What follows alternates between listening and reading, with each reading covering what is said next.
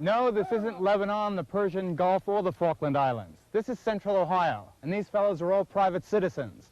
They hold jobs like teachers and engineers and salesmen. For reasons that vary from a love of weapons to a fear of foreign invasion or the collapse of law and order, groups like this one are organizing themselves in many different parts of the country. In 39 of the 50 states, it is not that difficult for an ordinary citizen to get a federal license for an automatic weapon. If you're over 21 and not a felon, drug addict, or mental incompetent, then the gun dealer sends your application and a set of your fingerprints to Washington. They check, and if indeed you don't have a criminal record, then you can buy the machine gun after paying a $200 transfer tax. You can buy this in any gun store, basically, couldn't you? Yes, yes. It's a semi-automatic weapon. It's totally legal. Yes. How hard is it to convert that into an M16, an automatic weapon?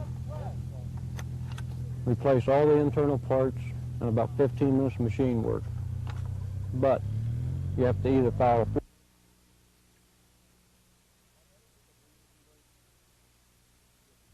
Are many people doing the conversions? Good many. May I see the Uzi? Now, this weapon at one time was a semi-automatic also. Yes. Huh?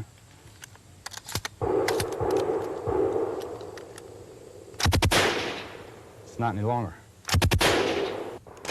Is there a big market for them? A big market. Are the cops sometimes outgunned? More often than not, they're outgunned. What used to be the old Saturday night special pistol is today the Saturday night special submachine gun. In a continuing effort to prevent the balance of firepower from shifting from the cops to the crooks, a joint federal and local task force has been conducting raids like this one on people suspected of dealing illegal machine guns. In a recent month, they seized 700 of the illegal weapons. The ready source of guns to be converted into machine guns will have... For the most part, the majority of these guns were seized from what we'd classify as bootleg machine gun dealers, many of them associated with the overall narcotic trade down here. By bootleg machine gun dealers, do you mean people who are converting semi-automatics into full automatics, or?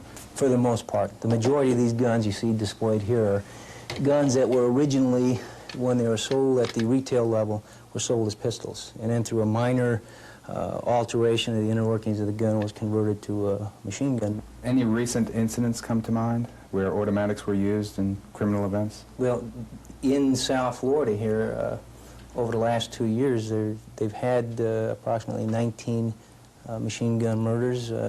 There has been almost a machine gunning incident monthly down here, and many of these very brazen daylight attacks in public.